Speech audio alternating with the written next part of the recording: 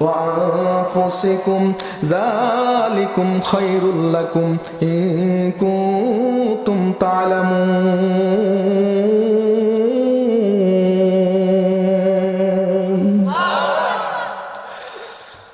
সম্মানিত হাজিরিন, আল্লাহ চমৎকার করে এই আয়াতে আমাদেরকে বললেন তুমিনুনা বিল্লাহ।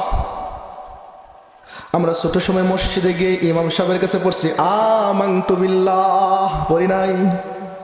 ইমাম সাহেব প্রথমে আমাদেরকে শিখাইছেন আমানতু বিল্লাহ, আল্লাহর উপর ঈমান আনলাম, আল্লাহর উপর বিশ্বাস আনলাম। আল্লাহ বলেন তুমিনুনা বিল্লাহ, তোমরা আল্লাহর উপর ঈমান আনয়ন করো। এই আয়াতের দুইটা অংশ, প্রথম অংশ আল্লাহ নিরাপত্তা নিশ্চিত করলেন, দ্বিতীয় অংশ কবরের সামানার কথা বললেন। প্রথম অংশ তুমিনুনা বিল্লাহি ওয়া রাসূলিহি, আল্লাহ এবং তার রাসূলের উপর ঈমান আনো, আমি আল্লাহ তোমাকে কবরের সকল ভয়াবহতার ভিতরে নিরাপত্তা দান করব। চিল্লায়া বলেন সুবহানাল্লাহ। তার মানে বোঝা গেল ঈমান হলো কবরের নিরাপত্তার রক্ষা কবচ, ঠিক কিনা? ঈমান হলো মৌতের সময় বিপদের রক্ষা কবচ, ঈমান হলো জাহান্নাম থেকে বাঁচার কবচ। এবার প্রশ্ন হলো ঈমান কাকে বলে? এবার প্রশ্ন হলো ঈমান কাকে বলে? এই ঈমান কাকে বলে? স্পর্শকাতর জায়গা এটা। যদি না বুঝেন অথবা উল্টা পাল্টা ধ্যান নিয়ে কথা শুনেন, আপনি ভুল বুঝবেন। আমার সামনে উলামায়ে কেরাম শায়েখরা বসে আছেন, যদি আমার ভুল হয় মেহেরবানি করে এখানেই ধরিয়ে দিবেন, আর যদি সঠিক হয় ভালো করে বুঝবেন। কারণ ঈমানের ভিতরে যদি গলত থাকে জান্নাতে যাওয়া যাবে? জোরে বলেন যাবে? এই জন্য যেতে হবে তো কি নিয়ে? কবরের নিরাপত্তা লাগলে যেতে হবে কি নিয়ে? হাসরে নিরাপত্তা লাগলে যেতে হবে ঈমান নিয়ে। কিন্তু দুঃখের সাথে বলতে হয় ঈমান কাকে বলে আমরা এখনো জানি না। আমার মিশন চলছে এটা। আজকে হাজারো মুসলমান আছে নিজেকে মুসলমান আর ইমানদার দাবি করে, কিন্তু তালাশ করলে দেখা যাবে বাইকটা আবু জাহেলের মতো।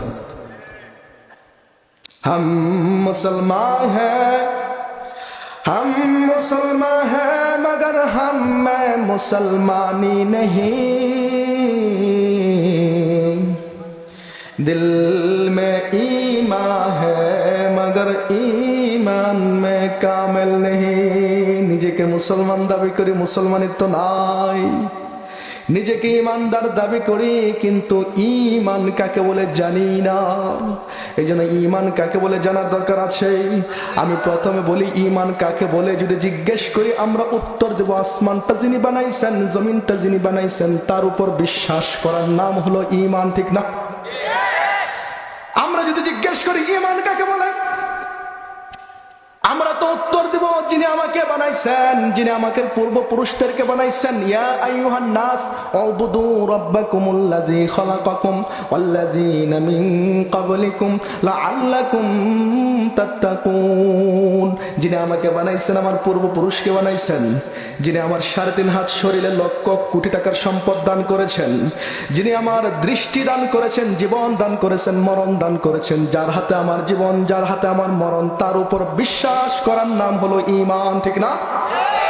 আমি যদি জিজ্ঞেস করি ঈমান কাকে বলে, আমরা উত্তর দেব আসমান যিনি বানাইছেন, জমিন যিনি বানাইছেন, আসমান জমিনে যা কিছু আছে সবকিছু যিনি বানাইছেন, নক্ষত্রগুলি যিনি বানাইছেন, নক্ষত্রগুলি নির্দিষ্ট কক্ষপথে যিনি পরিচালনা করেন, তার উপর বিশ্বাস করার নাম হলো ঈমান, ঠিক না? এই তো ঈমান। এই মোবাইলটা কই? এটার নাম হলো ঈমান। মোবাইলটা নিয়ে আসো তো। মুহতারাম হাজরিন, ঈমান কাকে বলে? বলবো এই যে আমাদের হাফাত চেহারা, আমাদের কি মুখের ভিতরে কতটুক জায়গা? মুখের ভিতরে কতটুক জায়গা আছে? হাফাত 10 ইঞ্চি, তাই না?